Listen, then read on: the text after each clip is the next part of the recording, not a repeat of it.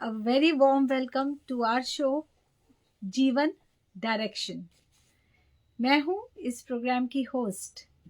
आपके साथ प्रोग्राम है फ्यूचर की वरीज को एक डायरेक्शन देने के लिए।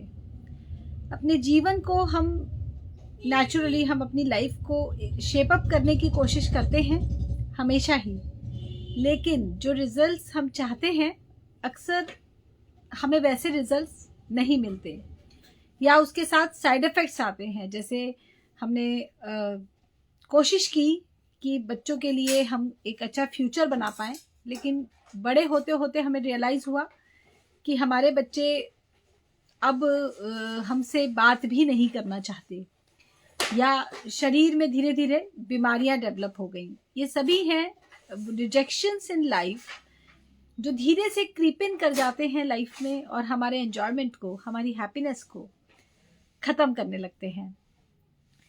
क्या है एक ऐसा सॉल्यूशन, ऐसी डायरेक्शन जीवन के लिए जिसमें रिजेक्शन मिनिमाइज किया जा सके, इस तरह के वायरसेस हमारी लाइफ में ना हो जो हमारी एंजॉयमेंट को कम करें। इसीलिए शुरुआत की गई है इस पहल की, जीवन डायरेक्शन की। और मैं हूं Nidhi Kansal, professionally qualified as a software engineer and working as a गायनी naturopath. Project TCMRC project manager हूं मैं time clock museum and research centre Delhi में, और इसके साथ ही बहुत से सोशल प्रोजेक्ट्स पे काम कर रही हूं, जैसे कि स्कूल अडॉप्शन प्रोग्राम, जिसमें हम यंग जनरेशन की समस्याओं को समझते हैं और उनको प्रैक्टिस कराते हैं, सिखाते हैं कि कैसे अपनी ओवरऑल हेल्थ को वो मेंटेन कर सकते हैं, अपनी इम्यूनिटी को, अपनी मेंटल एबिलिटी को इम्प्रोवाइज कर सकते हैं।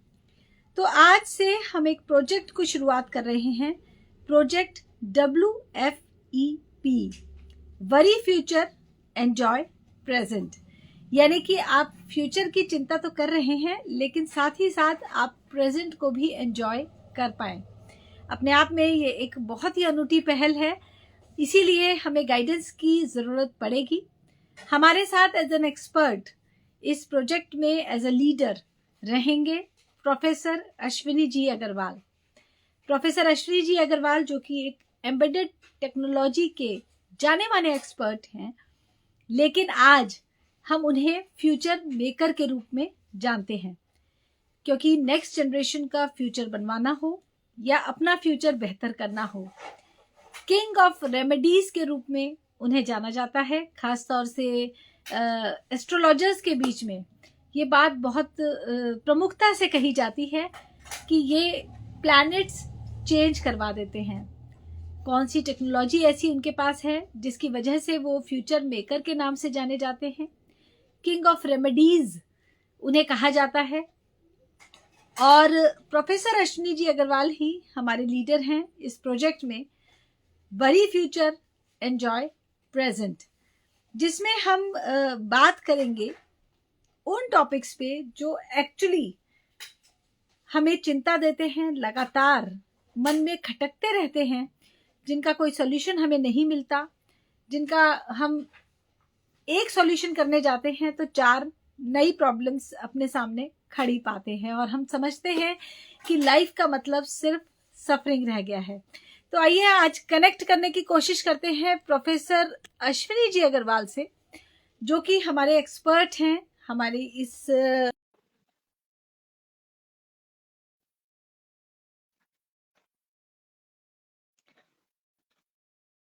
उनका हम उनसे कोशिश कर रहे हैं उनसे जुड़ने की लाइव के माध्यम से।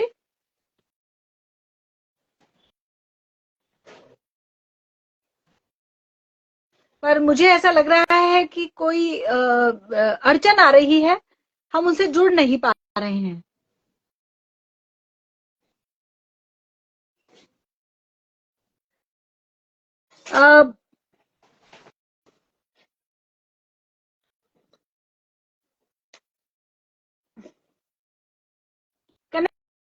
कनेक्ट नहीं कर पा रहे हैं हम उनसे, और मुझे ऐसा लगता है कि मैं आपको एक छोटा सा ब्रीफ दे दूं इस समस्या का, इस प्रॉब्लम का, इस प्रोजेक्ट का जिस पर हम काम कर रहे हैं। मैं बहुत यंग एज से सोशल सेक्टर से जुड़ी हुई हूँ।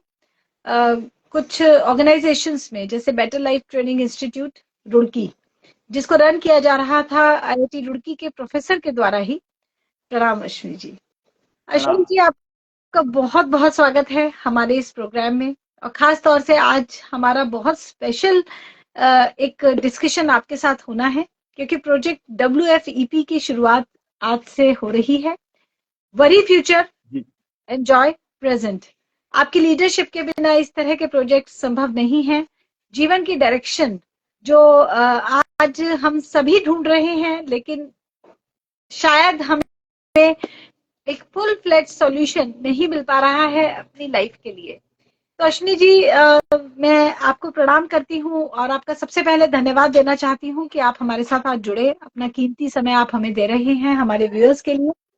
अब साथ ही मैं आपसे ये जानना चाहती हूँ, क्योंकि मैं सोशल सेक्टर से जुड़ी रही हूँ जी, और लोग अपनी पर्सनल प्रॉब्लम्स डिस्कस किया करते थे, और मैंने इस बात को जाना है, समझा है कि आईआईटी में चाहे हम बच्चे को भेज दें, चाहे हम अपने बच्चों की शादी करा दें, चाहे हम खुद कितने ही सक्सेसफुल प्रोफेशनल बन जाएं, या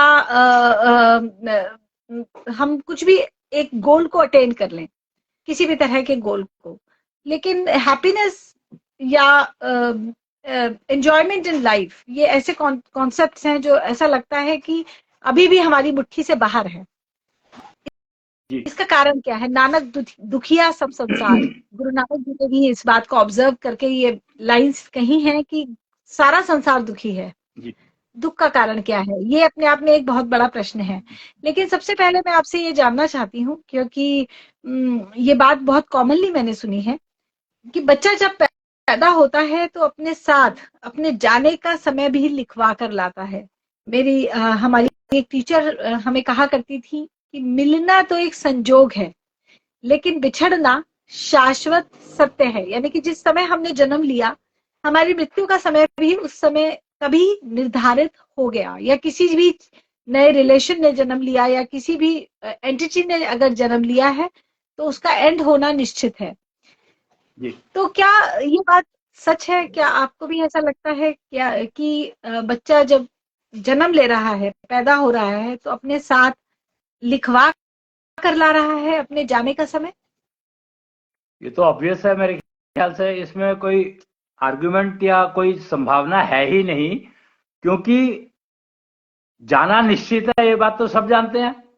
समस्या ये है कि वो जो शब्द जो यूज किए गए यहाँ पे, वाक्य की एक समस्या है कि वाक्य में जो शब्द यूज किए गए हैं कि जब बच्चा आता है तो जाने का समय साथ लेकर आता है, तो ये स्टेटमेंट एक इनवैलिड स्टेटमेंट है या हाफ कुक्ड स्टेटमेंट है।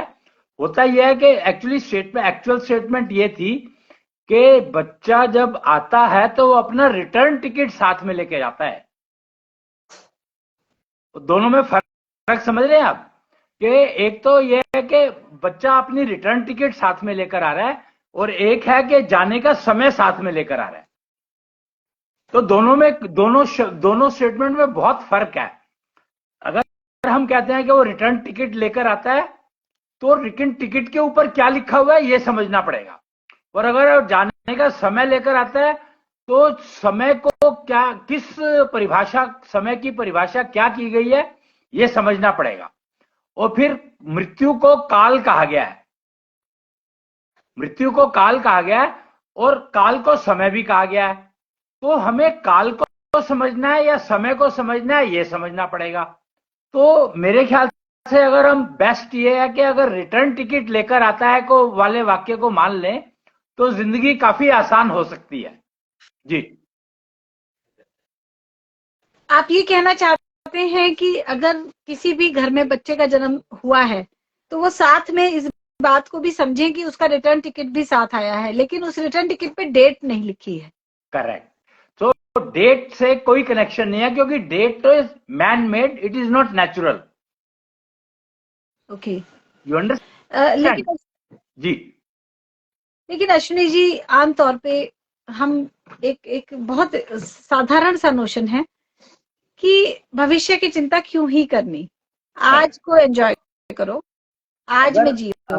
अगर मैं आपकी इसी बात को मानूं तो आप एजुकेशन फिर जनरल क्यों नहीं देते हो, क्यों स्पेसिफिक ब्रांच सोच करके और आज से उसकी एजुकेशन देना शुरू करते हो? ये तो आपका क्वेश्चन ही ऑटोमेटिकली इनवैलिड हो जाता है, क्योंकि हम कोई भी ड्रेस लाते हैं, इवन सिंपल सी बात है कि जब हम ड्रेस खरीदते हैं, आने वाला बच्चा है, हमें पता है आने वाला बच्चा है और कोई भी जेंडर हो सकता है, मेल फीमेल डजंट मैटर, तो हम लोग ड्रेस ऐसी खरीदना चाहते हैं जो कि उसके 1 साल बाद भी काम आ जाए। तो ये स्टेटमेंट अपने आप में बता रहा है कि आप फ्यूचर की चिंता तो करते ही हो। फ्यूचर की हम चिंता नहीं कर रहे हैं, ये प्लानिंग है। वही एग्जैक्टली। तो planning planning is done on what basis? Planning किस बेसिस पर कर रहे हो आप? उसका फाउंडेशन क्या है? मार्केट कंडीशंस जो हम एस्टिमेट कर पा रहे हैं, उसके बेसिस पे हम फ्यूचर प्लान करते हैं। बच्चे का अपना फाइनेंशियल प्लानिंग होती है, एजुकेशन प्लानिंग होती है। मैं यही कह रहा हूं कि जो सिस्टम है वो यही है कि फ्यूचर प्लान कर रहे हैं। So we are always talking about future only, all the time we are talking about future, but we are not worried about it. The problem here is that we are not worried about it because we get stuck with the present conditions, जबकि future में सारी conditions बदलने वाली हैं। So the difference is, the point is that we should start worrying about future and then plan, so that will give you much better results. जी देखिए, चिंता चिता के समान है, तो अगर हम चिंता करते वो जो चिंता, देखो एग्जैक्टली जो स्टेटमेंट अभी तुमने कही कितनी वैलिड है ये, कि चिंता चिता के समान है, पर वो चिंता कौन सी चिंता चिता के समान है?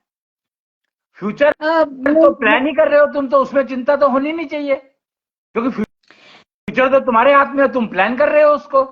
दैट इज व्हाट, प्लान करके काम को करना इज अ गुड आइडिया, लेकिन आप वही करते रहेंगे, अरे मेरे क्या होगा, मेरे रिजल्ट का क्या होगा। तो हमारी प्रॉब्लम ये है कि हम पास्ट की चिंता करते रहते हैं कि मैंने उस समय में वो गलती कर दी। समस्या क्या है? हम चिंता चिता के समान है इस स्टेटमेंट को ही समझे नहीं। फ्यूचर तो हम प्लान कर सकते हैं, लेकिन पास्ट जो है उसको हम प्लान नहीं कर सकते, वो तो हमें भुगतना ही पड़ेगा। देखिए, पास्ट को तो एक बार को हमें पीछे छोड़ना ही पड़ता है अगर हमें आगे बढ़ना है। गेम क्या है? पास्ट तो तुम एक बात बताओ मेरे को, आप सोच करके बताओ कि पास्ट को कोई साथ लेकर के चल सकता है क्या?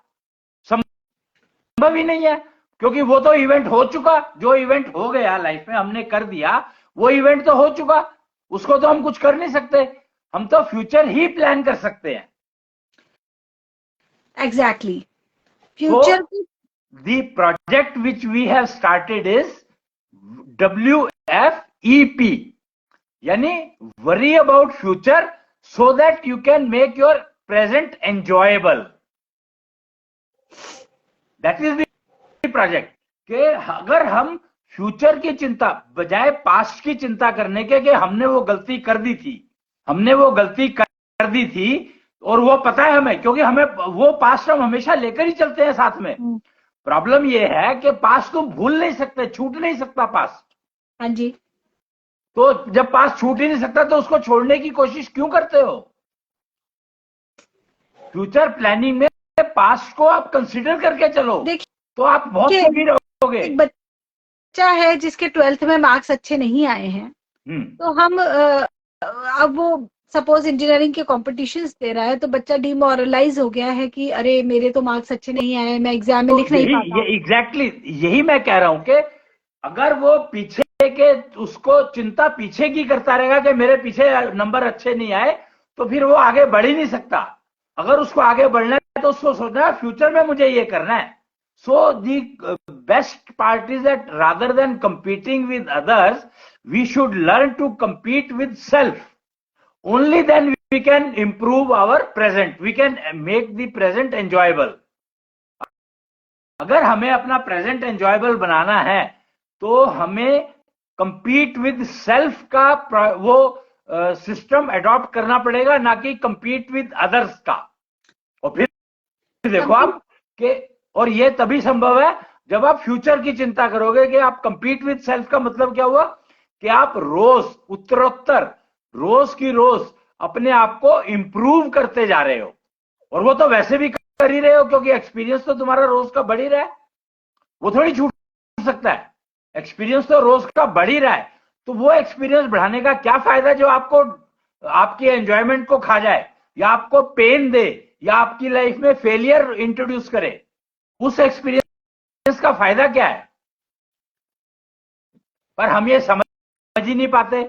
हमारी समस्या यही है कि क्योंकि हमने चिंता चिता समान है को समझ तो लिया, शब्द तो याद कर लिए, वाक्य तो अपनी जिंदगी में उतार लिया, लेकिन चिंता हम पास्ट की छोड़ने के चक्कर में लग गए।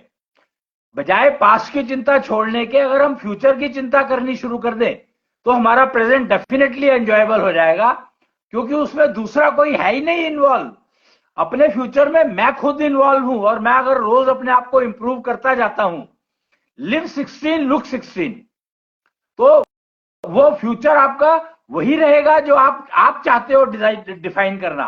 पास्ट की अगर आप चिंता करोगे तो चिता बनेगी ही बनेगी, चिता तो आप फ्यूचर की चिंता करोगे तो भी बनेगी, लेकिन वो चिंता जो बनेगी फ्यूचर की चिंता करके अगर आप चिंता पे जाते हो तो आपको कष्ट नहीं होगा। जो आपकी रिटर्न टिकट है उसके ऊपर आपको पता होगा कि रिटर्न टिकट कहां की है। अभी यही नहीं पता कि रिटर्न टिकट है कहां की, हम रिटर्न टिकट मांग ही नहीं रहे, हम तो डेट और टाइम मांग रहे हैं। मैं यहां पर एक एग्जांपल देना चाहूंगा कि एक सज्जन थे, उनके पिताजी की डेथ हो गई, घर में डेथ हो गई, संस्कार किया, 13 दिन का जो मौन वो रहता है, एक जो संस्कार करने के बाद जो सिस्टम बना हुआ है 13, इस यहां पर 13 जो शब्द है, 13 जो नंबर है वो बहुत इंपॉर्टेंट है समझने वाला, कि 13 ही क्यों।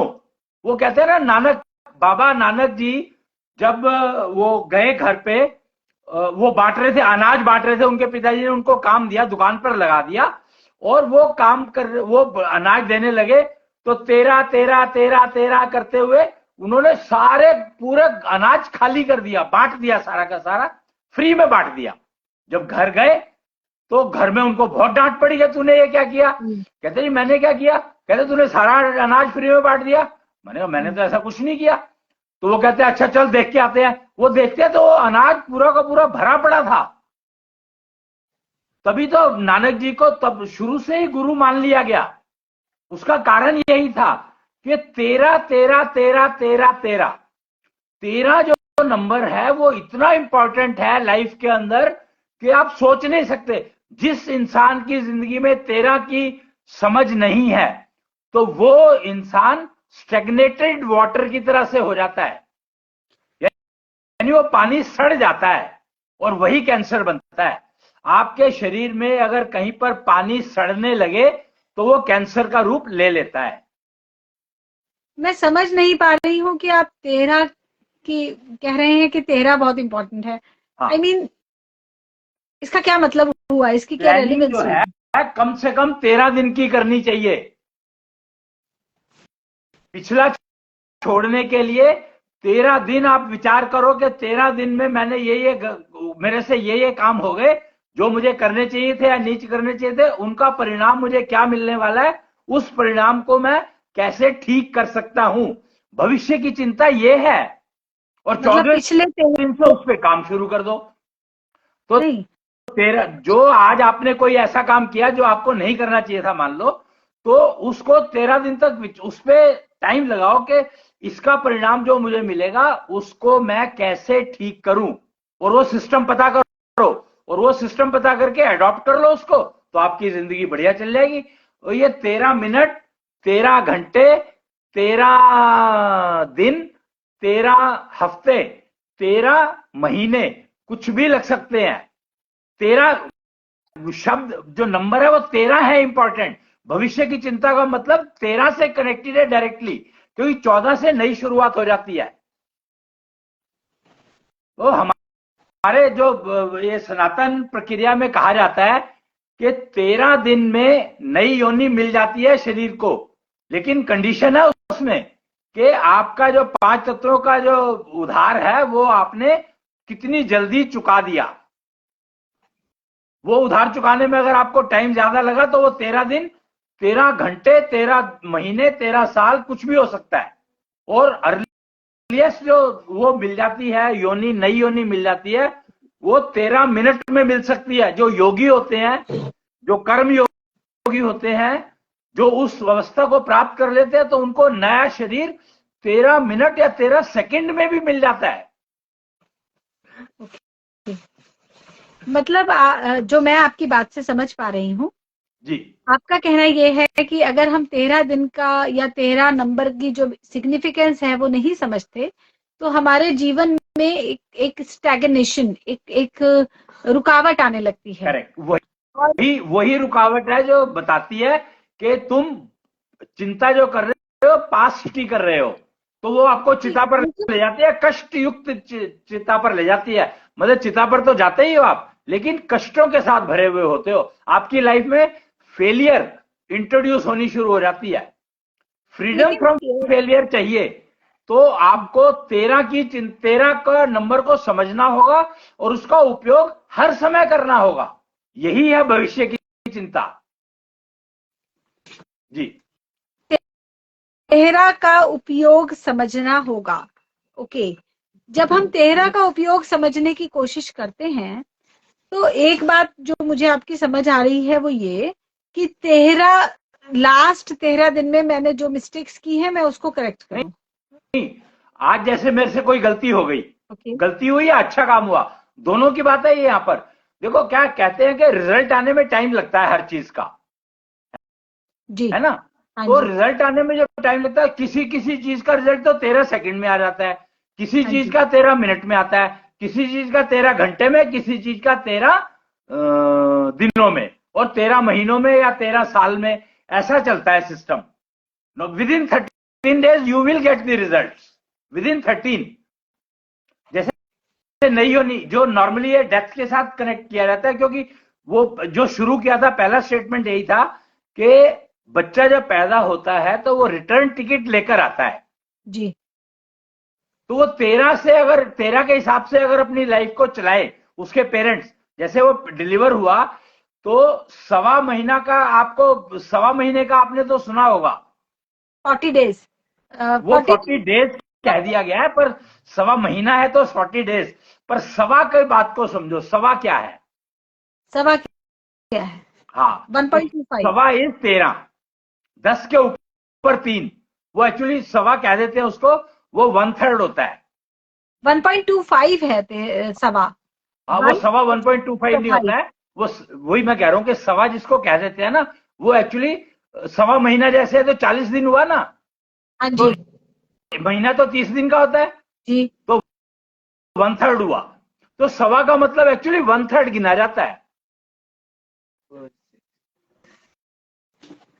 1 + 1/3, हाँ, 1 + 1/3। या तो सवा इज वेरी इंपॉर्टेंट। मैं सवा कहना चाह रहा था, पर सवा में अब आया, गणित करके आए हैं तो ज्यादा बेटर समझ में आएगा कि 40 दिन का और वो कनेक्शन क्या है, 13 का और 40 का कनेक्शन क्या है आपस में, जी, इसलिए बता रहा था मैं। तो 1.25 महीना, सवा घंटा, सवा मिनट, सवा सेकंड, वो इस तरह का सिस्टम चलता है।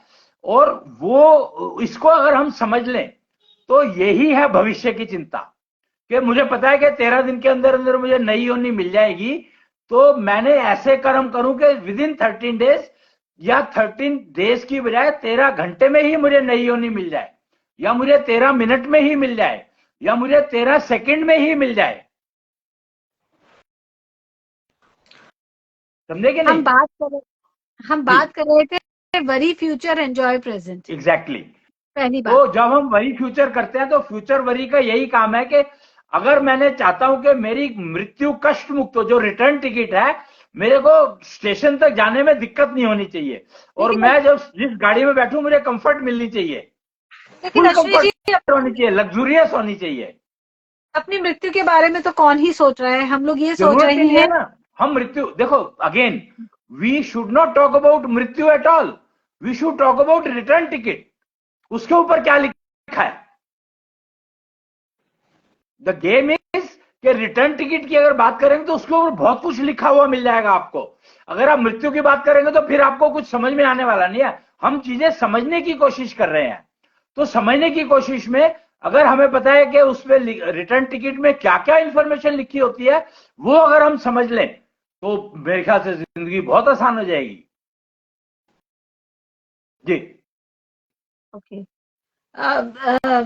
ये तो हो गई डेथ की बात कि हमें डेथ के समय कष्ट ना हो या हमें डेथ के बाद पुनर्जन्म ठीक से मिल जाए, वो अलग बात है। लेकिन देखिए, मुझे ऐसा लगता है कि शायद 100% लोगों को वेरी ये रहती है कि जो हमारा लाइफ स्पैन है, जो हमारा जीवन है, वो बिना प्रॉब्लम्स के निकले और जो फेलियर हम चाह रहे हैं फ्री। वो हमें मिले।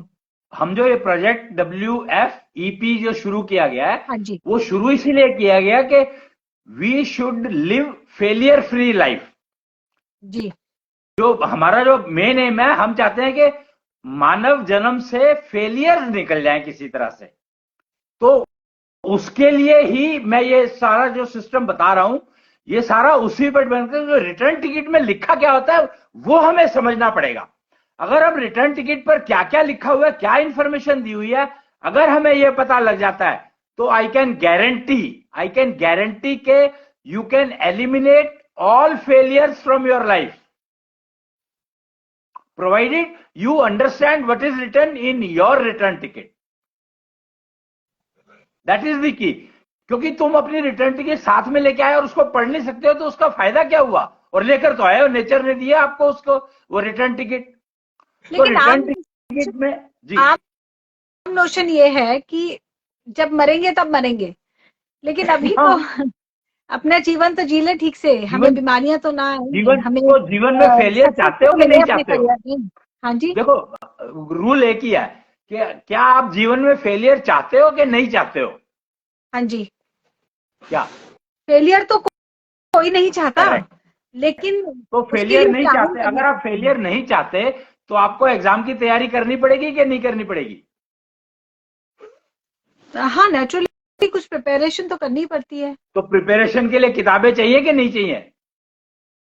किताबें, लर्निंग, ये सब भी चाहिए। करेक्ट। तो लर्निंग तो रिटर्न टिकट एक किताब ही तो है, आपकी जिंदगी की किताब। रिटर्न टिकट इतनी रेलिवेंट क्यों है? क्योंकि वो इतनी रिटर्न टिकट में आपकी सारी की सारी फ्यूचर, आप अपना फ्यूचर कैसे डिफाइन करोगे, उसके लिए फाउंडेशन क्या है आपके पास, आप क्या लेकर आए हो। रिटर्न टिकट में आपके सब कुछ लिखा हुआ है कि आपकी स्ट्रेंथ ये है, आपकी वीकनेसेस ये है, और आपकी डायरेक्शन लाइफ की ये होनी चाहिए। हर चीज लिखी हुई है उसमें। अगर आप उस रिटर्न टिकट की डायरेक्शन पर चलोगे जो रिटर्न टिकट डिफाइन कर रही है, तो गारंटी है कि आपके लाइफ में फेलियर आ ही नहीं सकते। यही तो की है। अगर आप एस्ट्रोलॉजर को देखो, एस्ट्रोलॉजर मेरे को पास क्यों आते हैं, आप इस बात को समझो कि मेरे पास अभी आपने जो इंट्रोडक्शन दिया मेरा, तो मेरे पास एस्ट्रोलॉजर आते हैं कि मैं प्लैनेट्स बदल देता हूं। तो भैया प्लैनेट कोई कैसे बदल सकता है, लेकिन हाँ, प्लैनेट्स का जो इफेक्ट है मेरी लाइफ पर या किसी की लाइफ पर, वो मैं बदलवा सकता हूं। फर्क समझे आप? क्यों? क्योंकि मैं रिटर्न टिकट पढ़ लेता हूं कि रिटर्न टिकट में क्या लिखा हुआ है, आपकी क्या स्ट्रेंथ है, आपकी क्या वीकनेसेस है, और आपकी लाइफ की डायरेक्शन क्या होनी चाहिए, और आपको भोजन में क्या नहीं खाना चाहिए। हर चीज डिफाइंड है उस टिकट के अंदर। वो पूरे का पूरा एनसाइक्लोपीडिया है आपकी लाइफ का।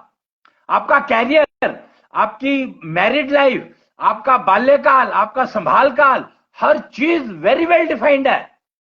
ऐसे तीन तरह की इंफॉर्मेशन होती है उसमें कि आपकी जिंदगी में क्या क्या घटनाएं होने वाली हैं। जैसे महिलाओं के जीवन में पीरियड्स आएंगे ही आएंगे, मीनोपॉज आएगा ही आएगा, भूख आपको लगेगी लगेगी, पर आपको क्या खाना नहीं है। क्या खाना है वो तो कुछ भी खाओ, पर क्या नहीं खाना वो जानना बहुत जरूरी है। तो वो आपकी रिटर्न टिकट में लिखा है कि इसको बताओ, इसको ये नहीं खाना है, ये कैरियर नहीं जाना, इसको ये कैरियर में जाना है। अगर वो अपने मनपसंद के कैरियर में जाना चाहता है तो उस दिशा को इस तरीके से उपयोग करे कि वो अपने मनपसंद कैरियर में जा सके। तो उसके लिए जो दिशा डिफाइन करी जाएगी, वो दिशा उस टिकट में लिखी होती है। यही इंपॉर्टेंस है। जो एस्ट्रोलॉजर्स हैं वो क्या करते हैं, वो आपके जन्म के समय, तिथि और जगह, इन तीनों जगह पैरामीटर लेकर के आपकी टिकट ही तो पढ़ने की कोशिश करते हैं। जो पामिस्ट है वो क्या करता है, पामिस्ट आपके हाथ पर लिखी हुई आपकी जो जन्म से लेकर आ रहे हो उनको पढ़कर ही तो बताता है कि आपके हाथों पे क्या लिखा है आगे के लिए, कौन कौन से कष्ट लिखे हैं, कौन कौन सी एंजॉयमेंट लिखी है, आप प्रॉपर्टी ले सकते हो नहीं ले सकते हो, आपको कैश रखना चाहिए कि नहीं रखना चाहिए, आपके जीवन में पैसा आता जाता रहेगा या रुकेगा, ये सारी जानकारी आपके पामिस्ट दे देते हैं। एस्ट्रोलॉजर भी ऐसी बहुत सारी जानकारियां देते हैं, तो वो आपकी रिटर्न टिकट ही पढ़ने की कोशिश करते हैं। लेकिन जो शुक्राचार्य रेमेडी सिस्टम करता है, शुक्राचार्य रेमेडी सिस्टम आपकी टिकट को एग्जैक्टली पढ़ लेता है, टिकट को पढ़ता है वो, बाकी कुछ बनाता नहीं है, वो तो टिकट को पढ़ता है। अभी क्या हो रहा है कि जो एस्ट्रोलॉजर है वो कुंडली बनाते हैं, तो बनाने में गलती हो सकती है क्योंकि मैथमेटिक्स है, मैथमेटिक्स जिसको जितना अच्छा आता होगा उतनी अच्छी कुंडली बना पाएगा वो। लेकिन आजकल तो कंप्यूटर कुंडली बनाता है, तो कंप्यूटर ने अगर कोई एरर डाल दी तो सबको वो एरर मिलेगी। तो एस्ट्रोलॉजर से बेटर है पामिस्ट, क्योंकि पामिस्ट हाथ की रेखाओं को पढ़ता है। जैसे पामिस्ट हाथ की रेखाओं को पढ़ता है, ऐसे ही शुक्राचार्य ज्योतिष के जो एक्सपर्ट्स हैं, ज्ञानवीर हैं, वो रिटर्न टिकट को पढ़ते हैं एग्जैक्टली कि रिटर्न टिकट में क्या क्या लिखा है भाई, वो देख लो जी। तो आप ये कह रहे हैं कि रिटर्न टिकट में सिर्फ डेथ की डेट या डेथ के बारे में नहीं होता, लाइफ नहीं, के नहीं, ये तो आपकी पूरी किताब है, आपकी पूरी स्ट्रेंथ कि आप अपना फ्यूचर बनाना चाहते हैं तो अपनी स्ट्रेंथ को ठीक डायरेक्शन में यूज करो तो आप डेफिनेटली कैरियर सक्सेसफुल बना सकते हो। इसे तो कुंडली कहा जाता है ना, कि हमारी कुंडली बनाई जाती है। देखो फर्क समझो, कुंडली बनाई जाती है और रिटर्न टिकट साथ लेकर आता है, उसको पढ़ा जाता है।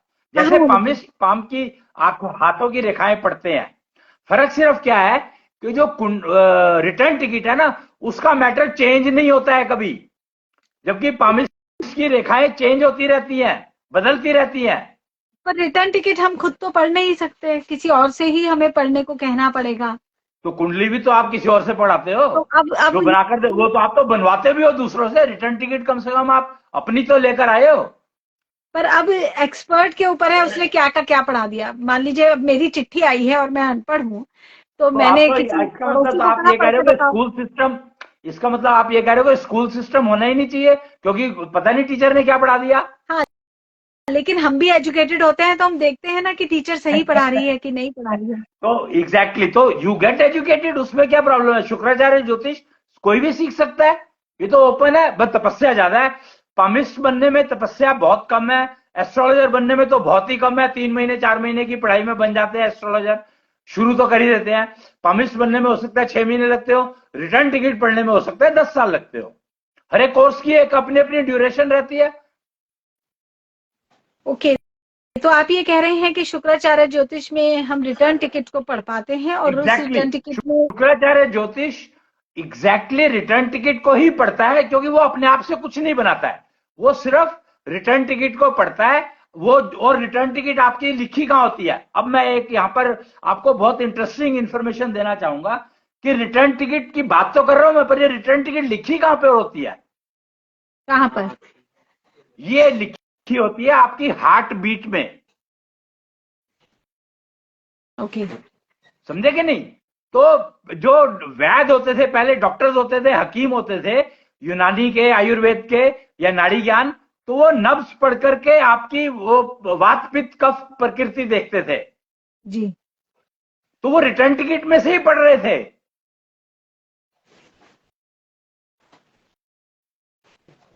समझे, आपके रिटर्न टिकट आपकी नब्ज में लिखी होती है, आपकी हार्ट बीट में लिखी होती। ईसीजी जैसे है, ईसीजी है एक पैरामीटर होता है जो हार्ट से कार्डियक रीडिंग कहते हैं उसको, कार्डियक रिकॉर्डिंग।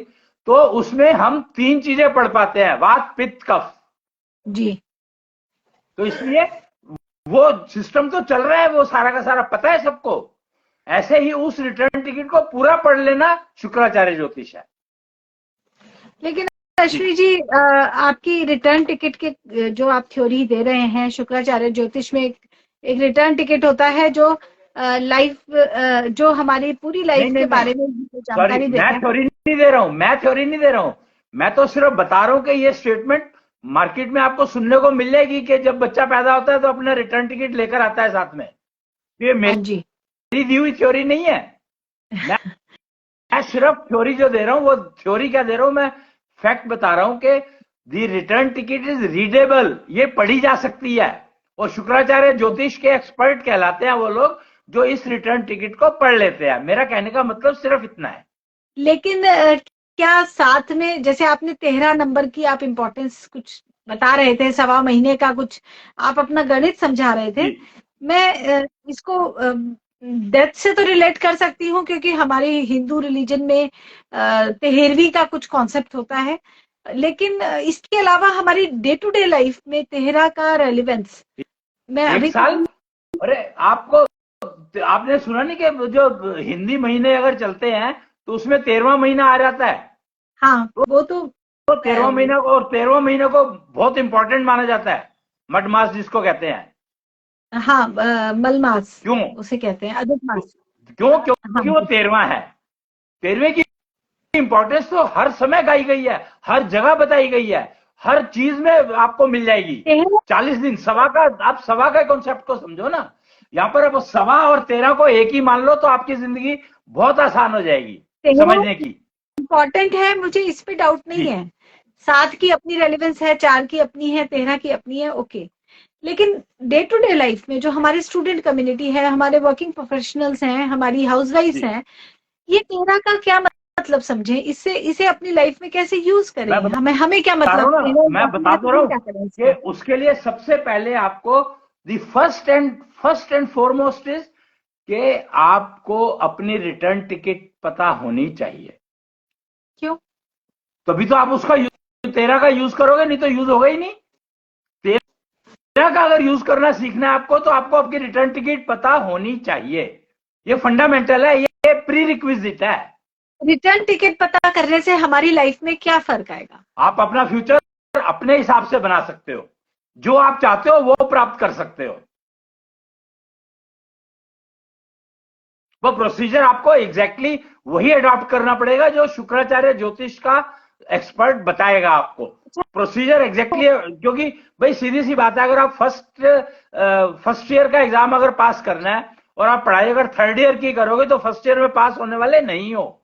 तो वही बात है, फ्यूचर तो तभी बनेगा ना जब हम टाइम पे पढ़ाई करेंगे, अपना काम करेंगे, अपनी हेल्थ तो का ध्यान पहला, रखेंगे, ठीक जब जगह पैदा होते ही आप एक्सरसाइज अपनी करेंगे। वो लेकर आए हो, वो पढ़ना नहीं चाहते आप, तो बाकी सब पढ़ के तो आपको मिलेगा क्या? आप पढ़ के आ रहे हो, आपको पता ही नहीं आप क्यों पढ़ रहे हो। ठीक है, हमने रिटर्न टिकट पढ़ ली लेकिन कोई किताब नहीं पढ़ी, तो भी हम पास हो जाएंगे क्या? अरे रिटर्न टिकट तो फ्यूचर, जो बात यहाँ पे पास और फेल की है ही नहीं। Failure free life, failure free life का मतलब क्या होता है? फेलियर फ्री लाइफ का मतलब होता है कि आप जीवन में जो चाहते हो, future making, we are talking of making future, not that we are estimating future. We are not estimating, we are ठीक है, मेकिंग लेकिन के लिए इट। हम हम करंट सिचुएशन देख करके, अगर आप ये देखो कि मान लो मैं जब पढ़ाई कर रहा था तो मेरे टाइम पर प्रीमियम ब्रांच थी इलेक्ट्रॉनिक्स, ठीक है। ओके। मैंने इलेक्ट्रॉनिक्स में बहुत एफर्ट करके, बहुत मेहनत करके और बहुत अच्छे इंस्टीट्यूट में इलेक्ट्रॉनिक्स में एडमिशन ले लिया। मेरी हाँ 5 साल की डिग्री थी। मैंने 5 साल बाद जब डिग्री प्राप्त की तो इलेक्ट्रॉनिक्स का फ्यूचर तो खत्म हो गया था, आईटी का शुरू हो गया था। तो मुझे नेचुरली। एक और साल लगाना पड़ा आईटी में जाने के लिए। तो मैंने पढ़ा पहले इलेक्ट्रॉनिक्स, जो मेरे करंट टाइम पे इलेक्ट्रॉनिक्स इतनी प्रीमियम ब्रांच थी कि मेरे को अपनी ऐसी की तैसी करानी पड़ी उसमें एडमिशन लेने के लिए, वो वेस्ट हो गई। एक्चुअली वही मार्केट ट्रेंड बदल तो जाता है, टेक्नोलॉजीज अगर बदल आप, जाती है, ये हमें अपडेट एग्जैक्टली करना that is what I am पड़ता सेइंग, है। अगर आपकी रिटर्न टिकट आपके पास है तो आप कोई भी ब्रांच ले लो, आपको सक्सेस 100% मिलेगी।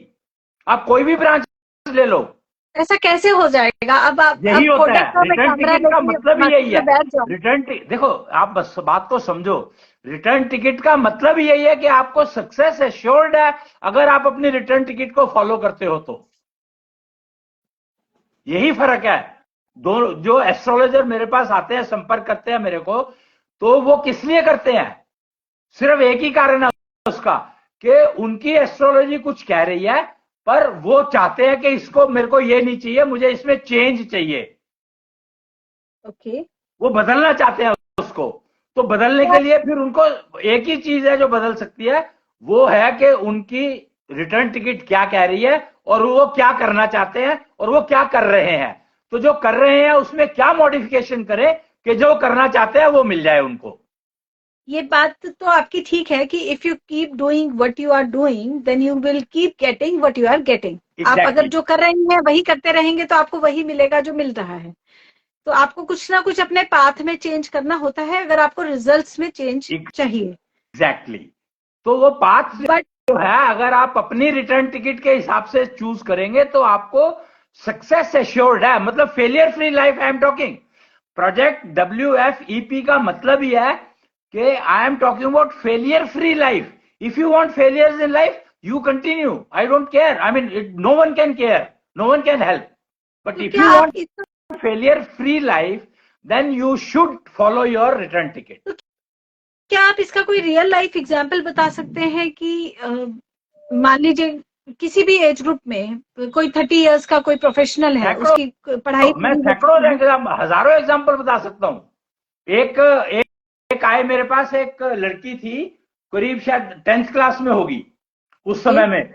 मैं आज से 10-12 साल पुरानी बात करूं, मैं 20 साल हो गए इस सब्जेक्ट पे काम करते हुए, तो 10 या 12 साल की पहले की बात होगी। उन्होंने, वो 10th में थी और वो कह रही थी कि मेरा बोर्ड का एग्जाम है, परसों एग्जाम है और मेरा पढ़ाई में मन नहीं लग रहा है बिल्कुल भी। तो मैंने उसकी, हम लोग जो है ये रिटर्न टिकट रिमोटली पढ़ लेते हैं। वो हाँ टेक्नोलॉजी जी। है, मैं टेक्नोलॉजीज के ऊपर नहीं जा रहा हूं। There are various technologies given by Shukracharya which we utilise. तो मैं उन टेक्नोलॉजीज की बात नहीं कर रहा हूं, बट हम लोगों ने, मैंने उसकी रिटर्न टिकट पढ़ी और वो हाँ जी। रिटर्न टिकट कहते हैं कि अगर वो ये कर ले तो उसका डेफिनेटली वो एग्जाम अच्छे से पास कर लेगी।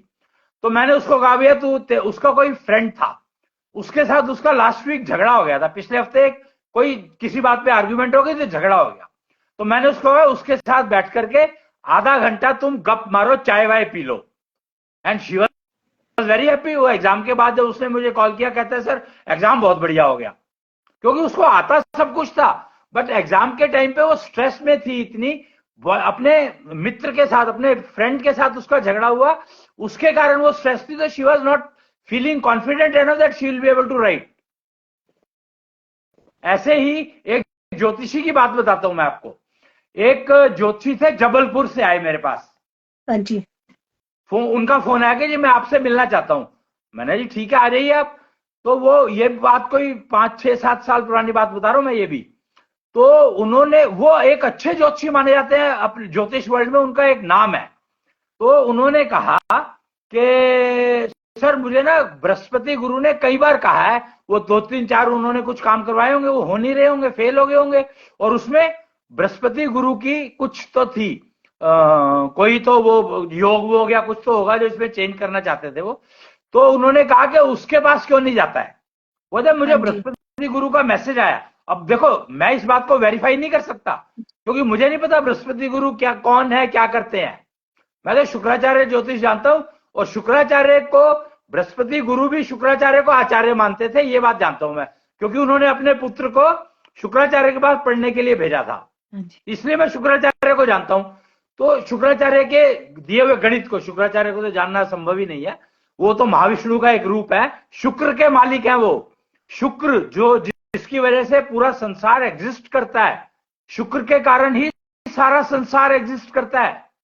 तो उस शुक्र के मालिक हैं शुक्राचार्य, इसलिए उनके बारे में कहा जाता था कि वो हर चीज क्रिएट कर लेते थे। कोई भी चीज, संजीवनी जैसी चीज उन्होंने बना ली अमृत के खिलाफ। तो उस ज्ञान को थोड़ा बहुत मैंने भी सीख लिया, अभ्यास किया। तो मैंने उनको बताया कि अच्छा चलो, वो देखो आपको क्या हुआ क्या नहीं हुआ वो मुझे नहीं मालूम, पर आप जो समस्या है वो उसका मैं आपको वो बता सकता हूं। तो मैंने उनको कुछ प्रोसीजर बताया होगा। तो 6 महीने बाद उनका दोबारा से मेरे पास कॉल आया, कहते हैं सर आपसे फिर मिलना है। तो मैंने कहा जी आ जाओ। तो वो कहते हैं कि वो काम तो बहुत ही बढ़िया हो गया था पुराने वाला। तो तब उन्होंने कहा कि आप तो प्लेनेट बदल देते हो। मैंने कहा प्लेनेट कैसे कोई बदल सकता है। तो मेरे को फिर समझ में आया कि प्लेनेट बदलना तो मूर्खता है, प्लेनेट बदलने की क्या जरूरत है। पर अपने आप को आप बदल सकते हो, अपने अपनी अगर रिटर्न टिकट को जानते हो तो आप आराम से बदल सकते हो। बल्कि मैं तो ये कहता हूं, अगर रिटर्न टिकट पे आपका time of date and time of journey लिखा हो, होता नहीं है लिखा हुआ उसके ऊपर, पर वो लिखा हो तो वो भी आप चेंज कर सकते हो, guaranteed, 100% I can assure you, but you have to follow the procedure. जी। ओके, तो यानी कि रिटर्न टिकट हमारे लिए एक स्पेशलाइज्ड इंफॉर्मेशन हो जाती है। एक तो होती है जनरल रेमेडीज, जनरल मेडिसिन। नहीं नहीं, ये बट तो अपना जनरल कुछ नहीं होता है। देखो, रिटर्न टिकट सबकी अपनी अपनी है, हाँ, तो फिर तो स्पेशलाइज और जनरल का तो कोई वो चक्कर ही नहीं है ना कोई इसमें। रिटर्न टिकट मतलब रिटर्न टिकट। मतलब वो टेलर मेड सॉल्यूशंस मिलेंगे, कस्टमाइज ये, सॉल्यूशंस मिलेंगे। अरे, टेलर मेड क्या होता है मुझे नहीं मालूम, ये अंग्रेजी मुझे इतनी आती नहीं है, पर रिटर्न टिकट है, तो रिटर्न टिकट से रिलेटेड ही सोल्यूशन होंगे। ओके, जी। तो आप ये कह रहे हैं कि शुक्राचार्य ज्योतिष में रिटर्न टिकट नाम की एक किताब है पूरी, जिसको पढ़ना संभव है। हम सीखना चाहें सॉरी, तो 10 साल जो भी लगेंगे। शुक्राचार्य ज्योतिष में रिटर्न टिकट नाम की रिटर्न टिकट होती है, ये बाजार में सबको मालूम है। जो शुक्राचार्य ज्योतिष उस के जो ज्ञानवीर हैं, जो एक्सपर्ट हैं, वो इस रिटर्न टिकट को पढ़ लेते हैं। रिटर्न टिकट होती है ये सबको मालूम है, लेकिन रिटर्न टिकट सिर्फ हमारी डेथ के बारे में जानकारी देती है, ये भी हमें नहीं पता है। नहीं नहीं, यही गलत फहमी है। हमारी वो लैंग्वेज डेथ है, के हमारे बारे में करियर कुछ के भी नहीं बारे में उसमें बताती है। कुछ नहीं लिखा वो होता। रिटर्न टिकट, अरे वो रिटर्न टिकट है, उसको आप जब चाहो यूज कर सकते हो। वो रिटर्न टिकट है, उसमें डेट और टाइम नहीं डली हुई है। रिटर्न टिकट का मतलब है डेथ, नहीं, डेथ के बारे किसने में कहा, किसने इंफॉर्मेशन। कहा, ये कहाँ लिखा है? आप आप किसी कहीं से भी पर जा, पूछिए रिटर्न रिटर्न टिकट का टिकट का मतलब आप जहां जा रहे हो वहां से वापस, पर वो वापस कहां जाना है आपको, ये भी आपको पता नहीं है। समस्या क्या है कि उस रिटर्न टिकट पे ये नहीं लिखा कि आपको वापस जाना कहां है, और ये भी नहीं लिखा कि कौन सा मोड ऑफ ट्रांसपोर्ट लोगे आप। ये चीजें नहीं लिखी उसके ऊपर। ये यही तो मैं कह रहा हूं कि कंफ्यूजन क्या है, क्योंकि हम पास्ट को लेकर के चलते रहते हैं, फ्यूचर के बारे में चाहते हैं, प्लान करना चाहते हैं, पर उसका फाउंडेशन क्या है, बेसिस क्या है, वो हमें नहीं मालूम। हम प्रेजेंट के आधार पर फ्यूचर की वो प्लान करना चाहते हैं, जबकि फ्यूचर की प्लान करके हमको प्रेजेंट को इंप्रूव करना है। फर्क समझो दोनों चीज में। अभी हम क्या करते हैं कि पास्ट के रोते रहते हैं, पास्ट को कि हमसे ये गलती हो गई, और प्रेजेंट में वो रोना चल रहा है, रोना चल रहा है, और फ्यूचर की प्लानिंग कर रहा हूं, और अभी के एक्सपीरियंस को यूज करके फ्यूचर की प्लानिंग कर रहा हूं मैं।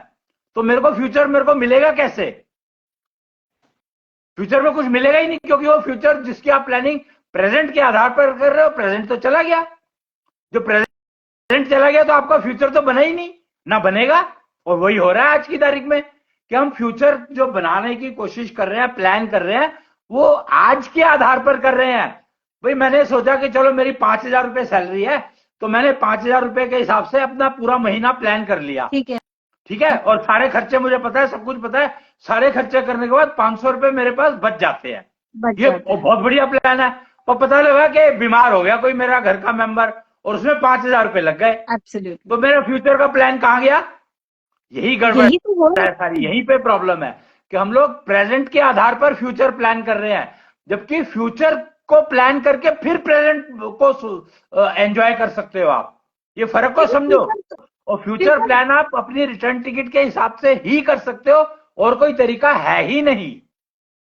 पर जी। अनप्रेडिक्टेबल होती है ना बहुत सारी चीजें, कब गेस्ट आएंगे, कब बीमारी आएगी, कब मार्केट की सिचुएशन बदलेगी, या कब आएगी नहीं ना, बारिश ये होगी। कभी होगा? ये अगर तो आप सारी चीजें बदलेंगी। अपनी रिटर्न की टिकट के हिसाब से चल रहे हो, तो आपको ये सब समस्याएं आएंगी ही नहीं। वही मैं कह रहा हूं कि मार्केट चाहे कुछ भी कहते रहे, तुम्हें वो प्रॉब्लम नहीं आएगी।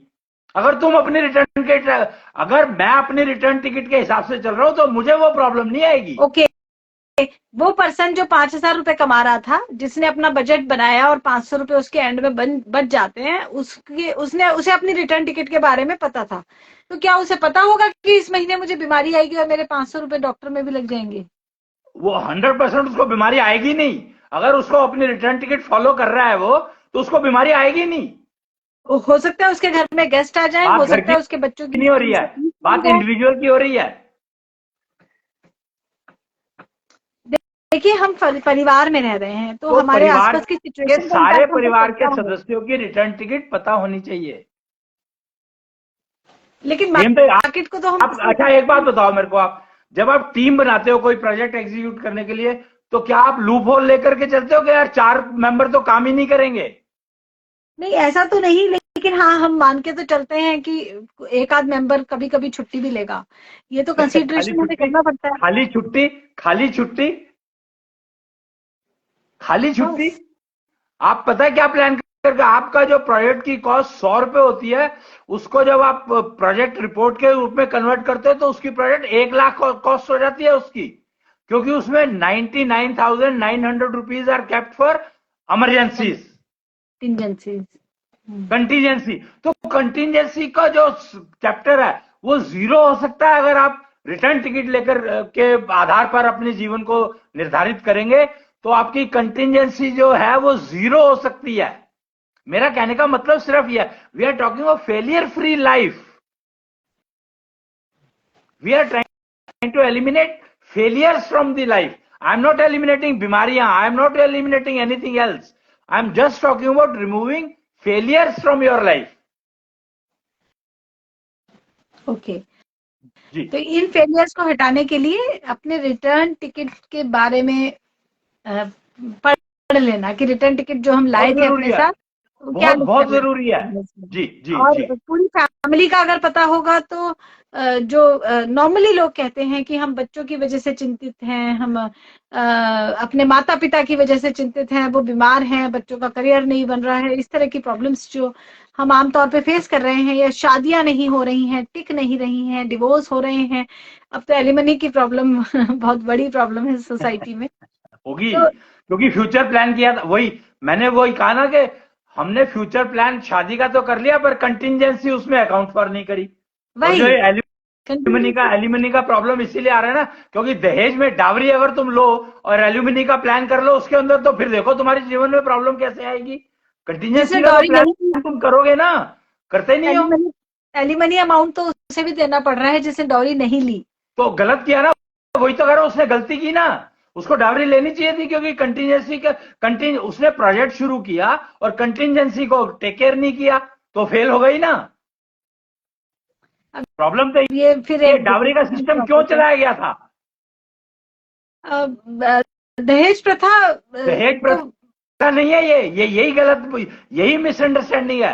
अरे मेरी फैमिली में मान लो 4 बच्चे हैं, तो मैं अपने जो मेरे एसेट्स हैं उनके चारों बच्चों का उन पे अधिकार है कि नहीं है? नेचुरली। बस तो फिर दहेज प्रथा कहां से आ गई इसमें? और ये एलिमनी का चक्कर कैसे शुरू हो गया फिर? ये हुआ इसीलिए क्योंकि हमने सारे सिस्टम्स को समझा ही, वो 13 के कंसेप्ट को नहीं समझा ना। अगर 13 के कंसेप्ट को समझा होता तो ये सारी समस्याएं आती नहीं। 13 निकाल दिया लोगों ने, क्या किया, बिल्डिंग में 13वां फ्लोर ही नहीं है, उस बिल्डिंग का भविष्य सोचो क्या होगा। 13 नंबर को अशुभ या मृत्यु का प्रतीक के रूप में हम इसीलिए देखते माना हैं। जाता है 13 नंबर को अशुभ, क्योंकि वो सबसे इंपॉर्टेंट नंबर है जिंदगी का। और ये सारे जितने भी कंफ्यूजन चल रहे हैं, जितनी भी समस्याएं चल रही हैं, जितने भी फेलियर चल रहे हैं, जितनी भी प्रॉब्लम चल रही है, उसकी जड़ में 13 है। गुरु नानक जी को समझे ना, कहते 13 13 13 करके उन्होंने सबको खिला भी दिया और फिर भी उनका घर भरा रहा। मतलब कमाल है, इतना अच्छा एग्जाम्पल उन्होंने सेट किया, तब भी लोग नहीं समझ पा रहे इसको कि 13 का मतलब क्या है। तो यानी उन्होंने ये कि समझ लिया अगर कि 13 का मतलब तू, ऐसा नहीं है, 13 का मतलब तू नहीं होता, 13 का मतलब मेरे लिए 13 का क्या मतलब है। उनको तो उनको यानी 13 कि 13 कहना था, वो 13 13 कह रहे थे, पर वो अपने 13 को गिन रहे थे, दूसरे से उनको कोई मतलब नहीं था। वो तो बांट रहे थे बस, 13 13 13 करके। वो अपने 13 को गिन रहे थे, अपने 13 को समझ रहे थे।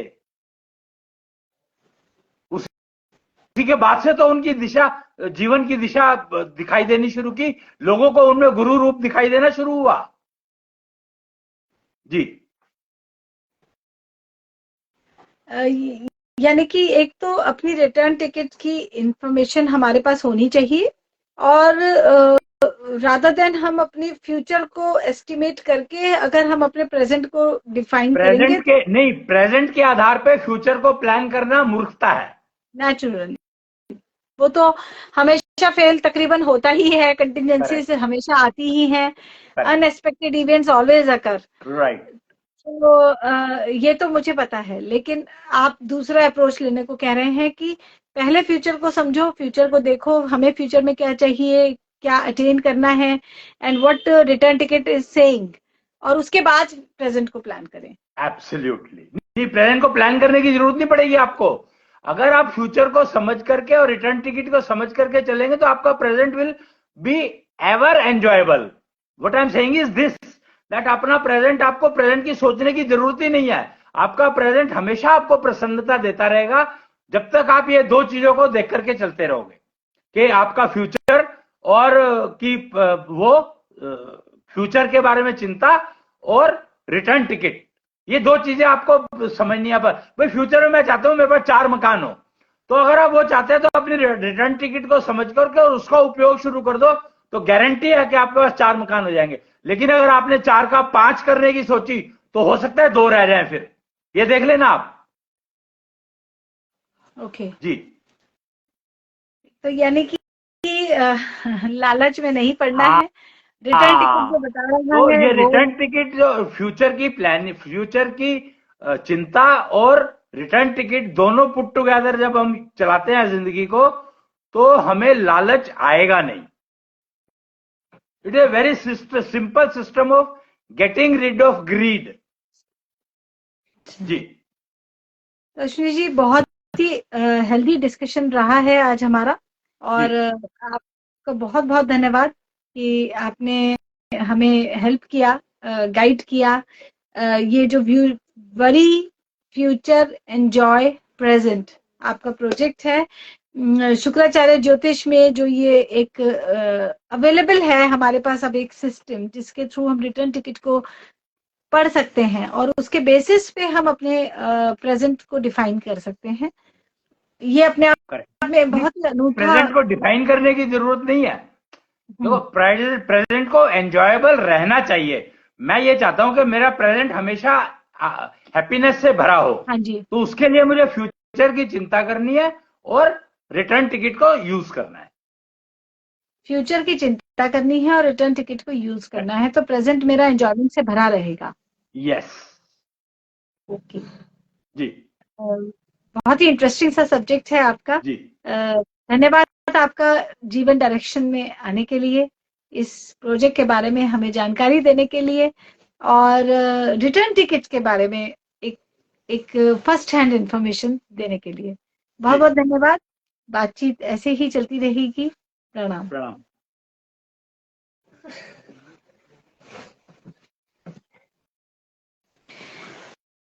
अश्विनी जी से हम बात कर रहे थे फ्यूचर को अगर हम समझ लेते हैं, क्योंकि हमारा रिटर्न टिकट तो हम जन्म के समय लेकर ही आए हैं, तो रादर देन हम अपनी समझ से अपने फ्यूचर को प्लान करें और फिर अनएक्सपेक्टेड इवेंट्स हों और फिर हमें समझना आए कि अब हम क्या करें।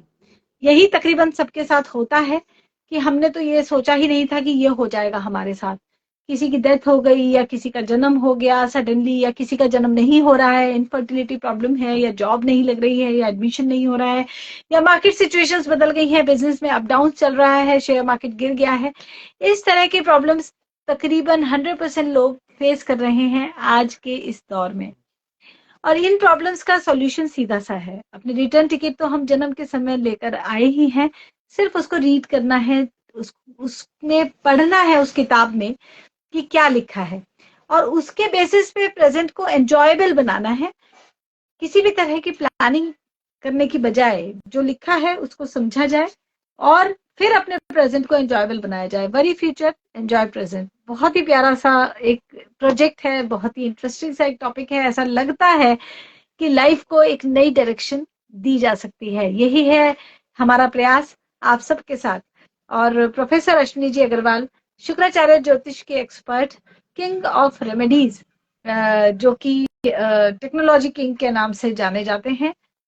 तकरीबन सारी टेक्निकल कम्युनिटी में उनकी गाइडेंस में इस प्रोजेक्ट के शुरू होने की हम सबको बधाई है और आप सबका धन्यवाद हमारे इस प्रोग्राम से जुड़ने के लिए। प्रणाम।